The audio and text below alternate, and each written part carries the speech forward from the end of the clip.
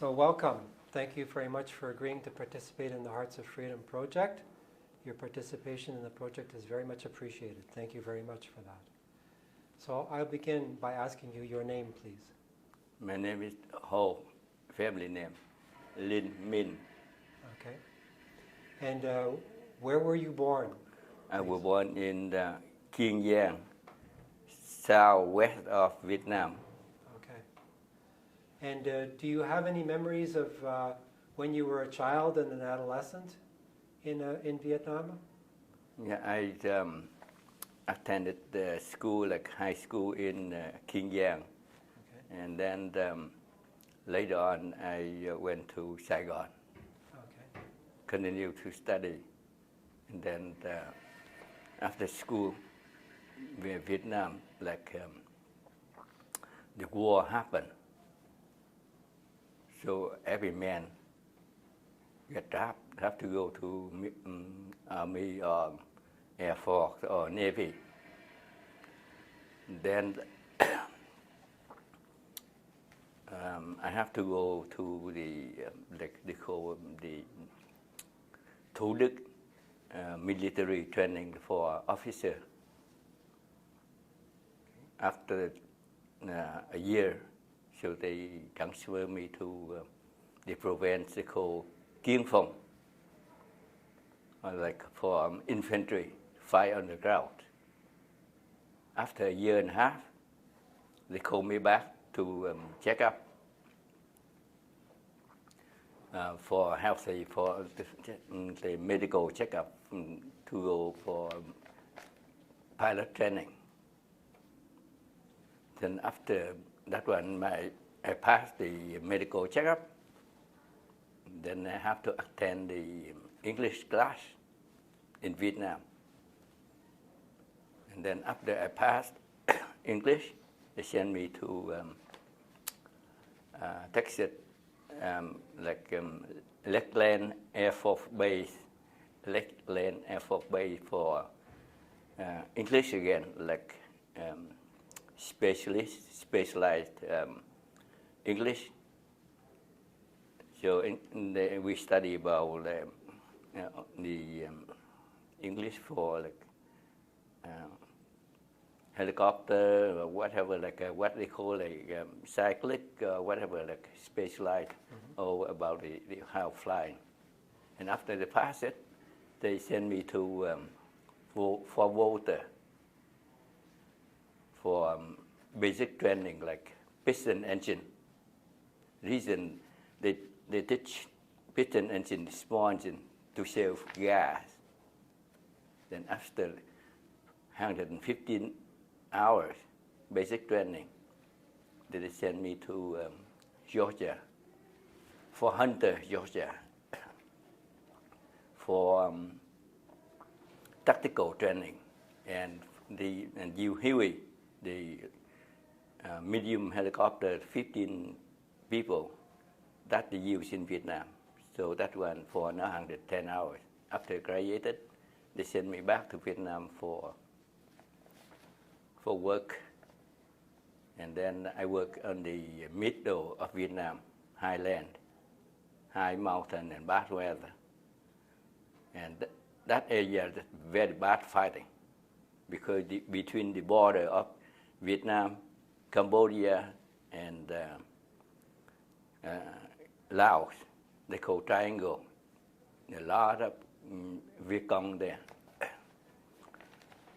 So I work like regular working like everybody, supply, drop troops, and air medevac, everything. So after a couple of years, then they select people like I got selected to go to air medevac and search and rescue. That job is harder because we have to fly into the bad weather, night fly, everything.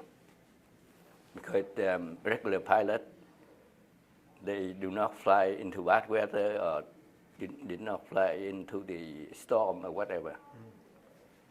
That's the reason why I very good for Canadian fly. Canadian sometimes you hit the bad weather up north often. But I got training for it in Vietnam. Can I ask you, how old were you when, do you recall how old you were when you started the military training in Vietnam? I think I remember 21 Okay, and 23 they sent me to the US. okay. Do you remember what year you got married? After I come back to US, I think 1972. 1972, okay.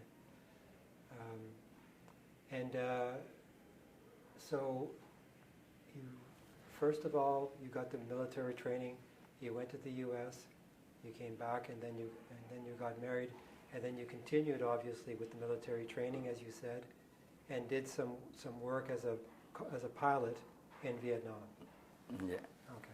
No, after we finished training, just basic. So go back to Vietnam, retraining again. Right. So first, you get the license to fly, and then you have to get 30-hour training again with Vietnamese instructor, and you become co-pilot. And co-pilot, you fly for certain hour, and if you fly with the pilot, they think, oh, you'll be okay to check out to be a pilot. And to be a pilot, then certain hours, or with your ability, then you check you to the pilot in command, captain. Then, if you're a captain, they will be able to fly at night time. But if search, rescue, and air medevac, then you have to get another 30 hours training. Because in mountain, you don't know, you don't see at night time, but you have to the rule how to fly in the mountain. If you don't see the mountain, you check the map. Map say the area around you about 10K, both sides, the both way you have to fly higher the mountain, 1,000 foot higher. Yeah. That's why we have to learn like how to go exactly like you need to pick up the people on the side of the mountain, and you have to fly. Do not hit the mountain. That's a tough one. Yeah. So you would have worked then you were working as a helicopter pilot? Yeah. And you would have been working in Vietnam during the war. Is that right? While the war was going on in Vietnam? Yeah. First, I was in the infantry. Yeah. After I finished officer training, and then a year and a half later, they transferred me to the Air Force, the Air Force. After I passed the physical training checkup, then I have to go for English. And then after pass English, they send me to Lakeland Air Force Base for specialized English. And after passing, they send me to forward for helicopter training on basic. Yeah. Then after that one, they send me to Fort Hunter, Georgia. What I'm interested in is during the war in Vietnam, while you were a pilot, Yeah. You would have been asked to do medevac, you said? No. No? They choose the pick. Okay. Okay, if you good on the supply and troops, they call slick. Helicopter pilot for slick. Yeah. And if like so they think I'm be able to fly at night time, bad weather, and they send me to air medevac and search and rescue. Right. Okay. The commander, like squadron commander, they pick, they know who you are, and you be able to fly at that condition, and they send me to there. Okay. Because like we got four flight, one flight gunship. That means to escort the helicopter go in and out at the landing zone. Yeah. And slick, you need to land to pick up troops, drop troops, and supply. Air medevac, rescue they call they call the dust-off flight. Right. So they sent me to dust-off flight. And then while you were doing the work as a helicopter pilot in Vietnam, the politics in Vietnam had already changed, right? It was the Communist Party that had taken over Vietnam by that time? No, after time I left. Oh, you left then? If I stay behind, they put me in prison.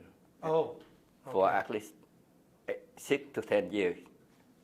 At least my commander, squadron commander, 13 years, he stayed behind. The reason I left Vietnam, because I'm thinking about my 2 daughters. Okay. If I stay behind, I'm sure they send me in the prison. And at that time, I don't know my wife be able to take care of them. And if I'm an officer for the South Vietnam, they don't let my wife work. And my kids not allowed to go to school. That's the reason why I left. Do you remember when your daughters were born? What year they were born? Yeah, and the first one, and then 73 on no, not the one 74, but on what date? 74 September for the second one, but the first one on no, the second one, the first one. No, 73. I don't need the exact date. I was Yeah. just wondering what the year was. Yes, So, 73. so that means they were born just before the war started in 1975 in Vietnam. No, finish 75. Right. Yeah. Okay. So If- you were concerned about being imprisoned or being put in jail Yeah. if you had remained in Vietnam. Yeah. Okay. So then you made the decision to leave. Yeah, I make decision to leave right away. We cannot hesitate at all. Okay. Just go. Okay. So you and your wife and your 2 daughters leave. Yeah. Can you talk about what the experience was like to leave Vietnam? Actually, How did you do that? after the artillery, the mortar into Saigon, doesn't matter, hit the civilian or whatever, about like 15,000 shells, like 15,000 shells in one night. The mortar into the Tân Sơn Nhất airport. And after that night, I was at home, and then I went to Tân Sơn Nhất to looking for a helicopter to take my wife and kid to the aircraft carrier. But a lot of helicopter broken, so I came back home. And then on the way home, I saw that a lot of commercial ships at the seaport. So I told my wife, "Get okay now, ready to go right now." And we went into the commercial ship, and the next day, right on the April 30th, and the ship left at 9 o'clock, and communist gone, Viet gone, he came at 10 o'clock, just 1 hour before. Then we went to Guam, from Vietnam to Guam for 17 days. And then on the ship, actually we, about like 2,000 people total. When we departed, let's see, about a few hundred people, but on the way, they pick up more about, like they got little boat, that we have to pick them up. Hey, can I ask you, were these American ships? No, Commercial? commercial, Vietnamese commercial Oh, ship. Vietnamese commercial ships. Okay. Yeah. And not enough food, and the ship broken because the engine not working. Then we had to get towed for a while. So they get some rice on board. So they cook rice only and share for a little bit, for everybody, little bit by little bit. And the problem is no water for shower, just water good enough for drinking. And later on we meet on the like a couple of days later, like 2 or 3 later, and the American ship, they came, they check us how we are doing, and then they supply water and some bread. The ship that you boarded, you said that it was crowded? Yeah, 2,000. 2,000 people. We have to sleep on the floor. The ship was not built to accommodate that many people? No. Okay. The reason the captain, they have to pick up people because they Yeah. don't little boat and middle of nowhere. Right. Okay. And you said that ship that you were on, where did it go? Actually, they come back to Vietnam for overhaul. The engine is very bad. Overhaul, but you had no time to overhaul. They have to left. Have to leave in Vietnam. Have to leave because the Vietnam collapsed. South Vietnam collapsed. That's why the halfway and the engine broken. They have to tow to Subic Bay and then to Guam for 17 days. So I just want to recap with you. You board the Vietnamese ship, the engine breaks down. Halfway, like a couple of days later, it Right. breaks down. And then the ship was towed, you said, to Subic Bay. Subic Bay. Okay. And then after that, what happened, please? After that one, they continue touring to Guam Island. Okay. And do you recall how long you stayed in Guam Island? I think I remember about a month and a half. A month 6 and a weeks, half. a month and a half. Okay. We live in tent Okay. and sleep on cot, on the cot of military cot, you know, that low. And the tents and the cots, do you know who would have supplied them? Then American. Oh, the They Americans. prepare for that for a month Oh, okay. before we left. Okay. They know that Vietnam will be let go, so they prepared. Okay. And they think about 100,000 people will be left Vietnam, so they be prepared for everything. But we don't know. So what was the experience like on Guam Island? Were you well housed? Were you comfortable there? Yeah, Did you have enough to eat? yeah. Yeah? Eating, everything's okay. Okay. But I'm happy because I left Vietnam. Okay. So you spent 6 weeks in Guam Island. Yeah. Can you tell me what happened after that, please? After that, then they transfer me to Pennsylvania, like the military camp, they fought Indiana Tau Gap. And we live in, then you stay there like until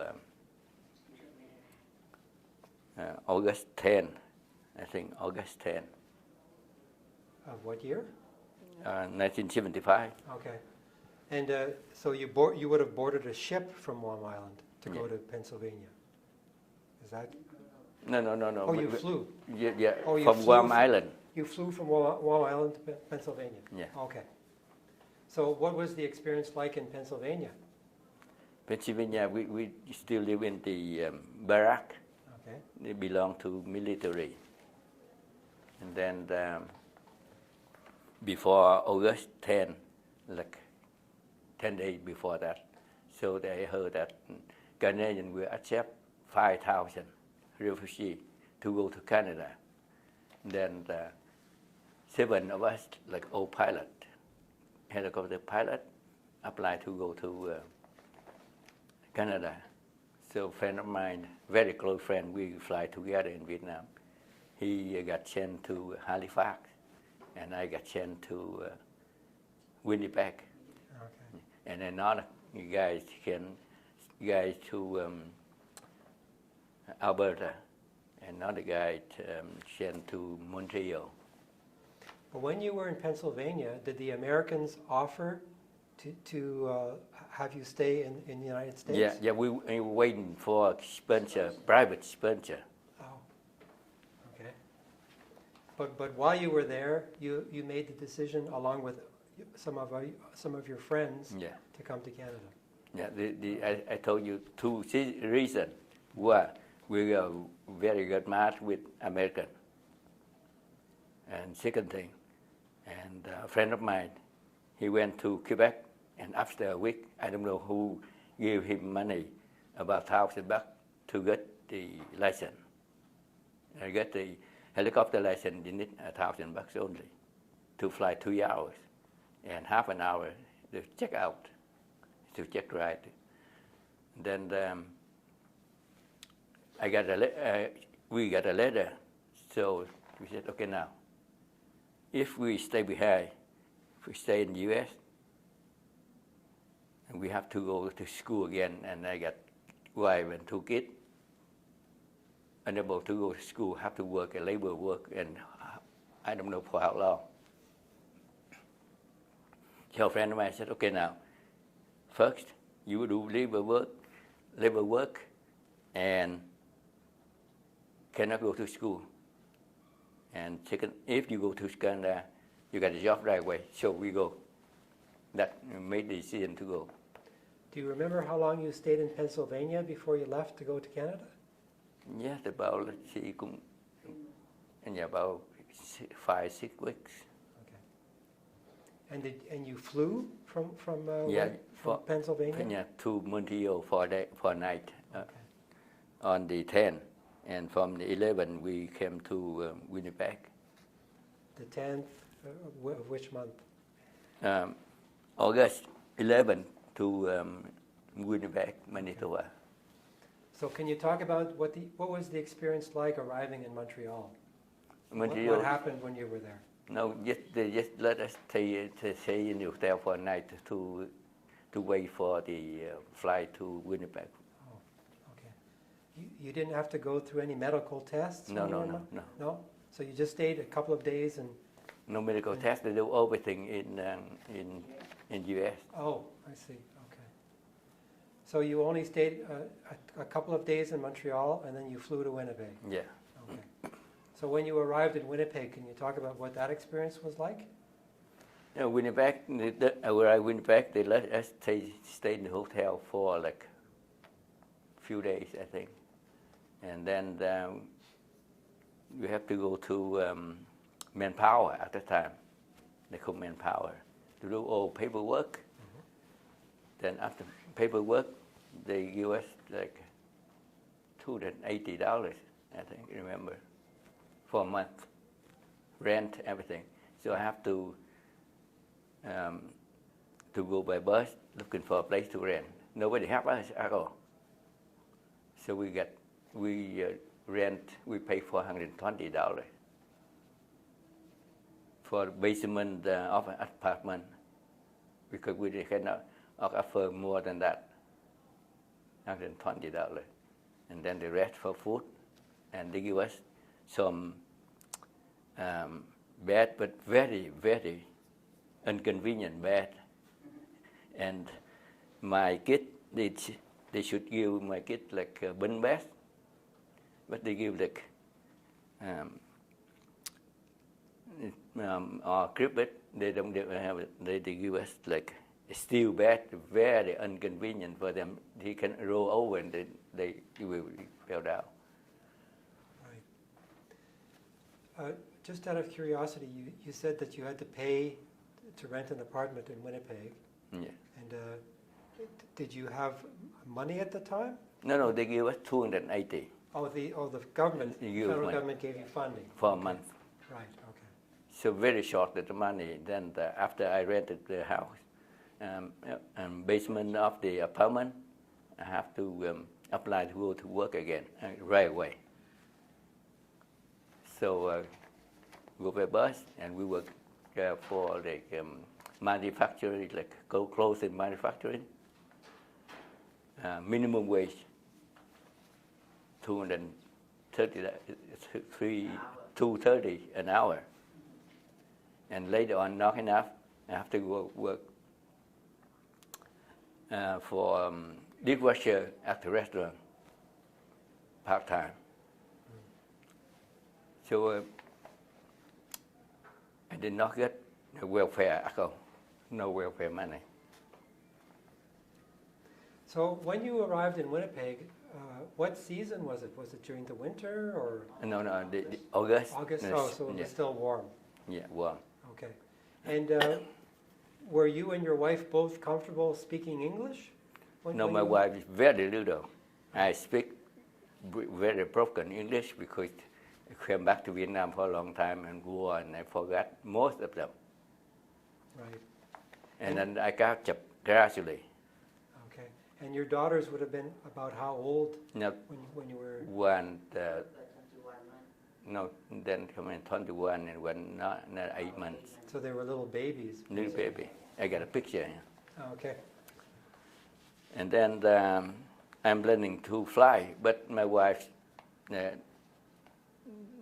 doesn't know how to drive a car, very bad English, and if my kid get sick or anything, nobody help, so I have to stay behind. So a friend of mine in Halifax, after he arrived a couple of months, and one of the general Air Force, he speaking, he gives some speech for Halifax University. He got $2,000 for a couple hours speech, and he shared for a friend of mine 1,000. So he got a license right away and he fly right away, but I cannot. I wait for another 3 years. So my wife know how to drive and speak a little bit better English. Then I go to get my license, but very tough one. For 3 years, I cannot get 1,000, like cannot save 1,000, but I borrow money from friends. So I get license, then I apply two places, Yukon and Yellowknife, and Manpower give me money, air ticket and hotel for interview. Okay. And after interview, I got a job with Aero Arctic helicopter in Yellowknife. I fly for a season. Then I moved to Vancouver. The reason I moved to Vancouver is very convenient for my kids to walk to school better than in the winter time. And in Vancouver, we got more helicopter company. So after I moved to Vancouver, the end of the season for helicopter, but I got a job a few months later. The reason I got a job because the pilot, he fly in skirmish in the mountain area, bad weather. He fly right into the cloud, and customer come landing. So crazy helicopter, the president, they phoned me. Okay, now you want to go to work? I said, do you hire me now? I said, okay. Are you ready tomorrow? I said, then I got a job right away. That's lucky. Yeah, I'd like to ask you a little bit more about Winnipeg. So you were there with your wife and your children were very young. Yeah. Did your wife have a chance to learn English when you were in Winnipeg? Yeah. Okay. But on the weekend only. On the nighttime. Okay. Yeah. How did you learn English? By taking classes or? Yeah, from international center. Okay, Yeah. so you would have probably taken ESL classes. Yeah, ESL class, but English part-time. as a second language? Not full-time, part-time. Okay.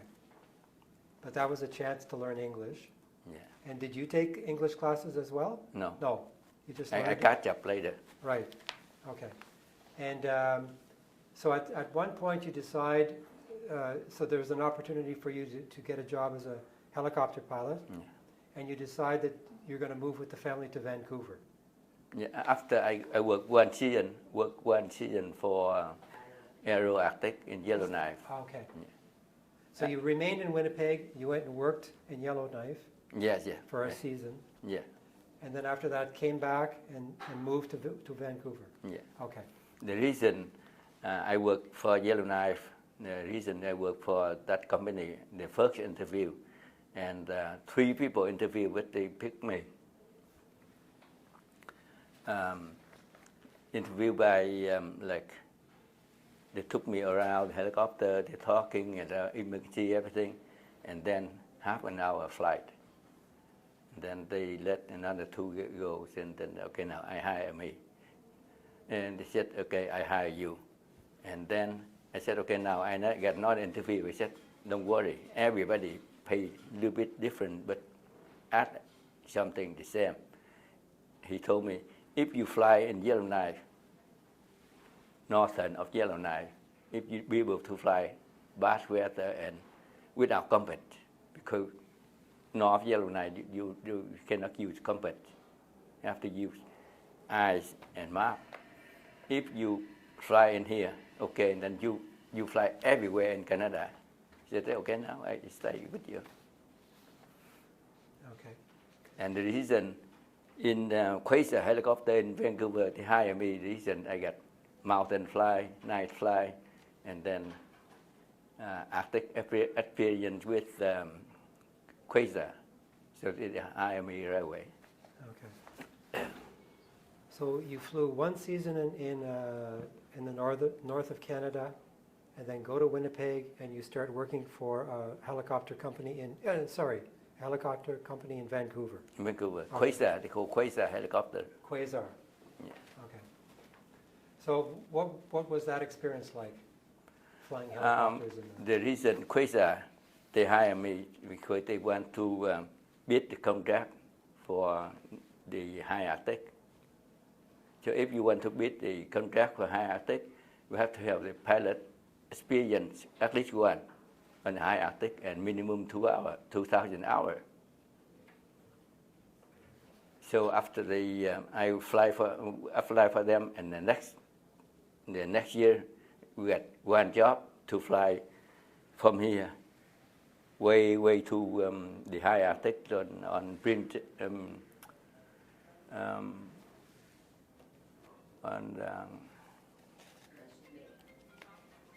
close to Refugee. One helicopter, 2 pilots. We have to fly nighttime, daytime, 24 hours. Okay. Then the year later, they got the contract for 12 helicopters with. They got the 12 helicopter 206 with the high Arctic, they call Continental project in the Refugee. Then the first season, the first of March to May, we do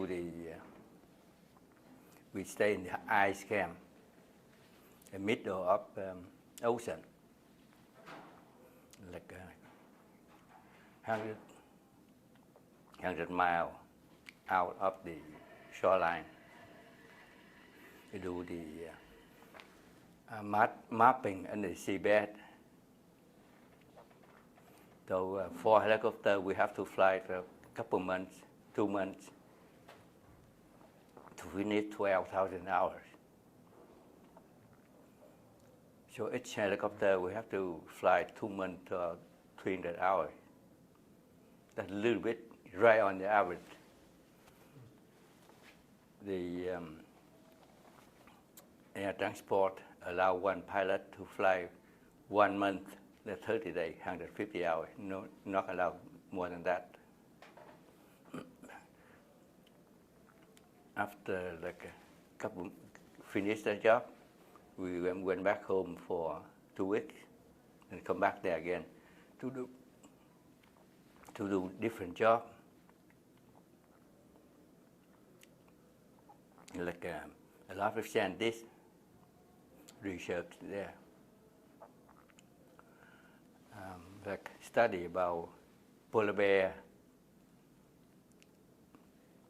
birds, whales, geologists, they looking for mine, everything.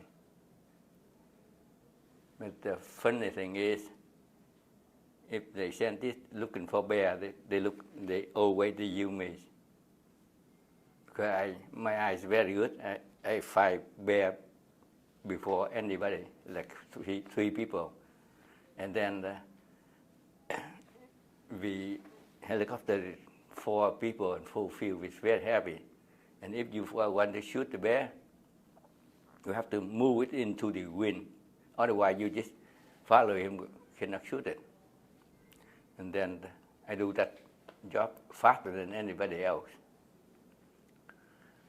And one time we shot one bear, biggest in the world, 2,000 pounds. 2,000 pounds. 4 of us cannot move it to Mercy and to wait. And after that one, we shot it, unlucky. And we fly for a while. And I told the professor, I need to refuel. And I said, okay, now I got the coordinate to get fuel, but when there I got no fuel. And we stayed like midday until 4 o'clock. But at that time, since daylight, 24 hours. And we check, we got a couple of barrels of gas, jet fuel, but all rusting. You cannot tell what kind of gas. Then we lift it up, open, all turn green, or gas turn green. So I decided, like, if I call search and rescue from the south, go to the high Arctic, maybe 3 days, and we got food for a day. So finally, I said, no, now we just pump good enough for half an hour flight, and we got about 10 gallons in there, and I use another 15 gallon, 25 gallon only. So I said maybe the gas degrade, maybe engine quit. So I fill it up. It's filled total 25 gallons. I leave it up. You maximum power. Let's see it quit or not. If you gas not burn enough, then engine quit. Only me and 3 of them stay on the ground. And after I test for a few minutes, looked like okay. I said, okay, come on. We come back camp. Come back to camp. And I fly very carefully and looking for a good place to land if engine quit. But we make it. I don't worry about engine quit at all. If engine quit, I'll be able to land nicely. In my life, I got 3 times engine quit, but I landed nicely. So when you were established yourself in Vancouver, yeah. You would take these flights to the north of Vancouver for several weeks. You would be away from your family. Yeah, the Squamish. We live in the hotel in Squamish. Right. So what did your wife do when you were away? Did she work or did she stay? No, they stay She here. stayed at home. After the time we had 3 kids. Because of your children, okay. Yeah. When you say 3 kids, because you said you had 2 daughters. Yeah, and then in Winnipeg, in 1977, we got another one boy. A boy. Okay, so 2 daughters and a boy. So the boy is the youngest. Yeah. Yeah. Okay. So, and how long did you carry on this work, flying helicopters in Vancouver? So the company not in Vancouver, but in Abbotsford. In Abbotsford. Abbotsford. Yeah. Okay. So actually, we did not do the work here. That's the first few months I do in the Squamish to pick up people to go to work and back and forth for about couple of months or so. Then after that one, April coming up, the season starting. So they got the contract to fly one machine, two pilots from Montreal, from Ontario and to Saskatchewan, and then we get up north to Yellowknife and fly to the Razor Bay for about a couple months, 3 months, and we come back here. And the next year, they got 12 machines with a continual project in Yellowknife, belong to the government. And the first job, you work on do the mapping on the seabed. Do you know? Do you remember? The Northwest Passage? Northwest Passage. Yeah, we have to measure the bottom of the seabed for the ship to go back and forth. Okay. I'd like to go back a little bit. When you left Pennsylvania to come and establish yourself in Canada, this would have been a new experience for you and your wife, because Yes. you lived in Vietnam, which is a country that stays warm all year long. Yeah. You left there, you come and establish yourself in Canada. So in the first weeks and months when you arrived in Canada, you would have had to get used to the cold, to the changes in At season. the time, in Winnipeg, Can still you warm. talk about what that was like? Yeah, on August, Winnipeg still warm. So if you could talk about the first weeks and the first months when you established yourself in Canada, because you would have had to experience changes in the seasons and a new culture. Can you talk about what that experience was like? Yeah, first time in Winnipeg, we live in a hotel, and we eat in the hotel, but warm, very warm in the August. So we did not notice about weather at all. So gradually it get colder, we adapted it. But to me, I worked in the military before. I adapt with any condition. So winter time coming up, but my kids did not go to school, so we don't worry about at all. My wife stay home with them. She doesn't know the cold or what. They were much. Don't worry about much. I went to work, stay in the bus, work on the bus, wait in the bus for a long time, but I adapt with it. Because I think that after a while, we left Vietnam, we stay less. Then while in the camp, we are homeless. And we settle in Winnipeg. Now we got country, second country. And we get like in my mind, in my heart, warm, we feel warm. And people in Winnipeg, they were very friendly. They were very welcoming. Yeah. To the refugees. And I accept everything.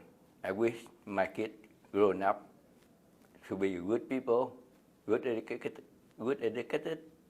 But we later on, my kids, all three of them, very good in school, job, everything. That my wish come true. So your children pursued their educations. Yeah. And they all got employment. Did all your children marry and have children? Yeah. Okay. So your grandparents. Yeah. Also. Let me talk about my children. Yeah. The first one, they were born in 1973.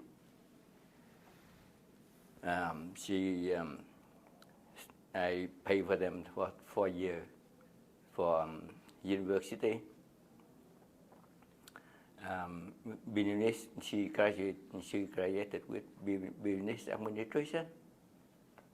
And after that one, she worked and she studied part-time. Few years later, she becomes lawyer. And while to work like a lawyer, she studied law specialist, tax lawyer. And while work for tax lawyer, she studied like financial, international financial. Total, she studied 12 years. So that's the first one. She's very good good job, good pay, and pay very good tax. And second one, I pay for another 4 years in university, and then on her own. And while she worked, she studied like for MBA, human resource MBA, and you work very good company, and she's a senior of human resource for the big large company, like 3 office, like one in Vancouver, one in Bellingham, and one in Chicago. And the third one, he still work for like Vancouver Coastal Health, senior system analyst, medical imaging. So I think I'm lucky one. Oh, make it to be good people, to pay back for Canada. Yeah. Do you believe that it was a good decision for you, for your family to establish yourselves in Canada? Yeah. Yeah. Okay. One of the goals of this project is to talk to the younger population, to the younger generation in Canada, about what it was like 40 years ago for the Vietnamese and the Cambodians and Laotians to leave their country and come and establish themselves in Canada. So I'd like to ask you this question. Let's say you were invited to come into a high school and talk to the students and tell them what the experience would have been like to leave Vietnam to come and establish yourself in Canada. What do you think you would talk about to the young people? I think I talk to young people, like Canadian people. Yeah. Because we want the younger generations of Canadians to know about what it was like at that time. They were born in here. They get very good condition since they were little, but me different. I came to Canada, 0. No clothing, just one pair of clothing. No money, wife and 2 kids. But I try to work hard to feed my family and to raise them to be good people.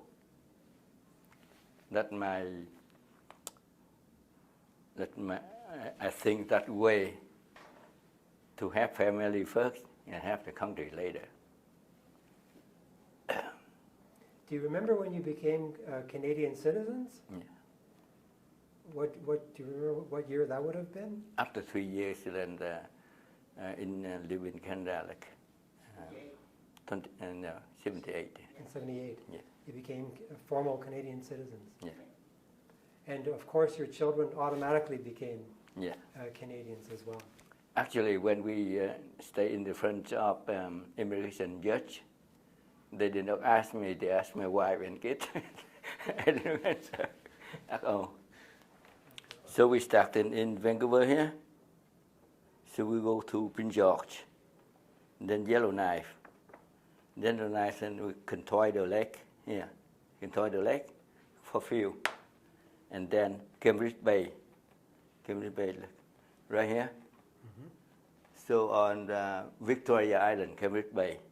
Then from here, we go to the Prince of Wales Island for gas right here. The tough one is from here to here about 170 K. And we got no checkpoint and no compass. That's a very tough one. Yeah. And but we make it. Then we follow here, so we go to here and race it by here. From here, go here, and we get to the base. That main base, we have to go from here. And they will send us all over everywhere in around here. So very difficult to fly in the high Arctic because weather, sometimes blow and snow.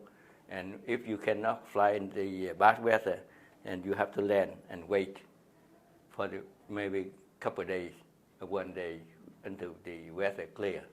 But I never get stuck in the bad weather. That's why the reason why they keep sending me up there. One time I complained with my manager. I said, "Why you keep sending me up there? And well, none of the pilots work here to get warm." And he said, "Okay, now you come to me with me to my office." He took a whole bunch of letters. The people I work for, different came in.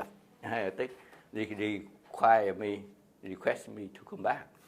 The reason I didn't get lost, and every time bad weather, I make back to camp for them.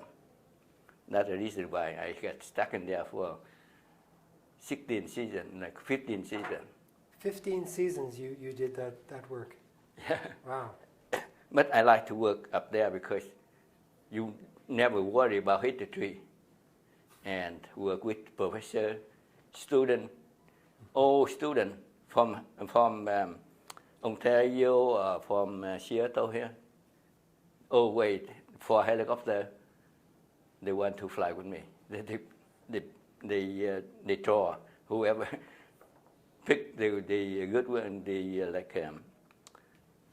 Four of them try to go with one with me only, because they asked me, okay, now I want to fly with you. Like, can you on the way home?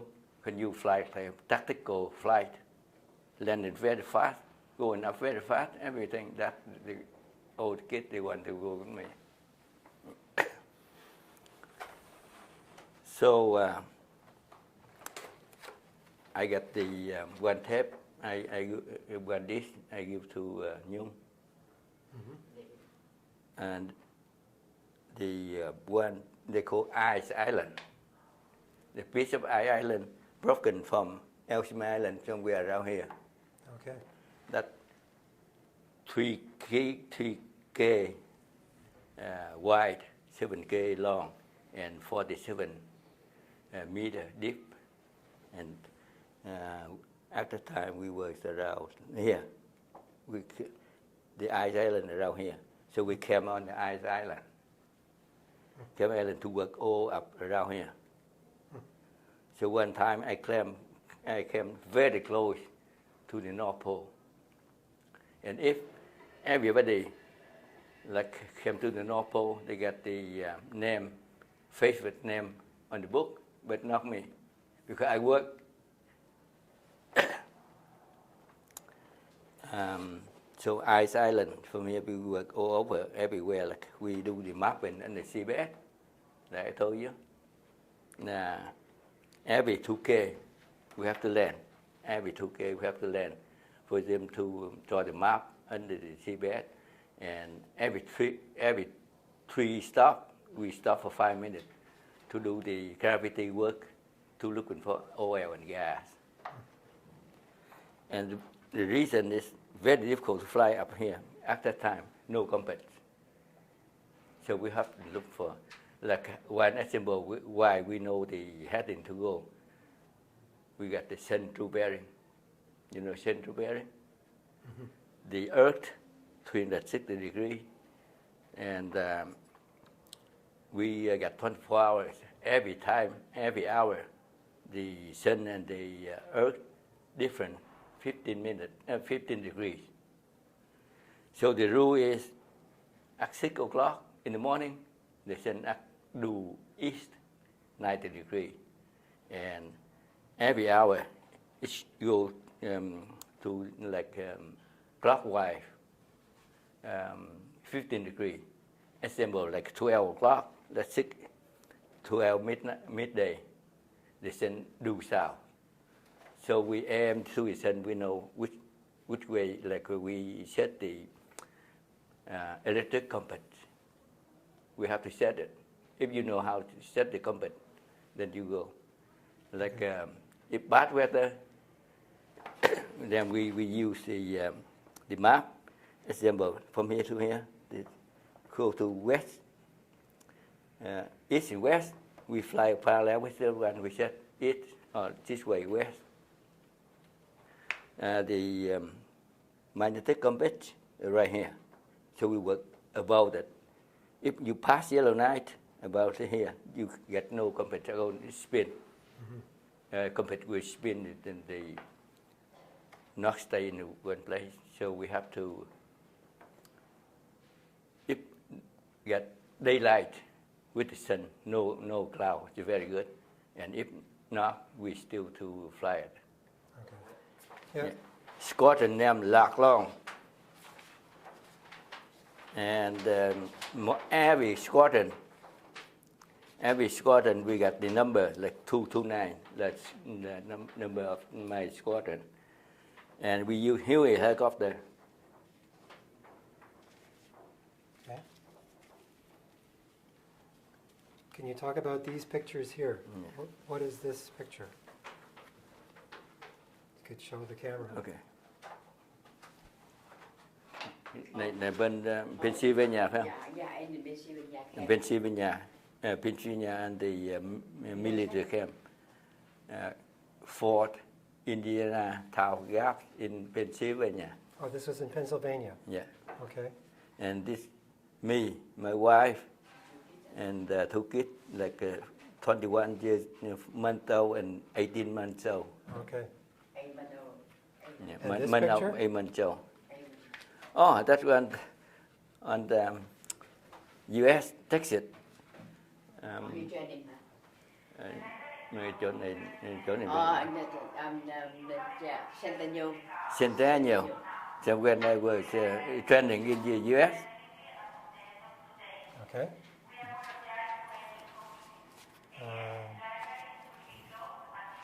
And this is... That's training. That's basic training in the U.S. That Okay. I solo by myself. Okay. That T-55 helicopter, basic training. Okay. And this photo? Another one clearer. Another one clearer. Okay.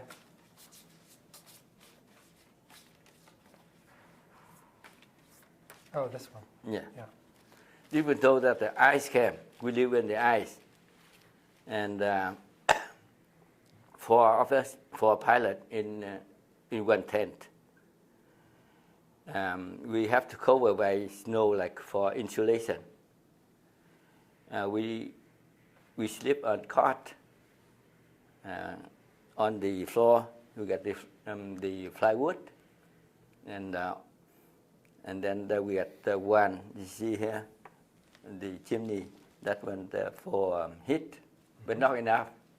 On the floor, about 0 degrees. And then when on the cot, about 1 and 2 degrees. We have to sleep in, and you sleep in bed. And food is very good for camp. Supply food and everything for every week. But the tough one is shower. We wear a lot of clothing. Like this clothing, and then another one, the backpacker, the very thick one, and 3 layers of pants, and large boot, military boot. We have to take a shower every evening. It's too stink. Okay. And shower is very tough because the shower tent has no heat. So when you take a shower, we have to get the pail of ice and melt it warm. 2 people, we carry the pail to the tent, shower tent. Then we got 2 towels. First, we wash the head first. Wash the hair first, and then we cover with a towel. And then undo clothing very fast. It's cold, minus 40. And then, I'm sure. Yeah. And then we got 2 cups. Just get the water, 2 cups to get the water, and soap everywhere. And then after that one, you have to dry it very fast, and then clothing is very fast, very cold because your body wet, and minus 40 is tough one. Yeah. But we have to do it every day, Right. every evening. Food is very good. Okay. Great. Thank you very much.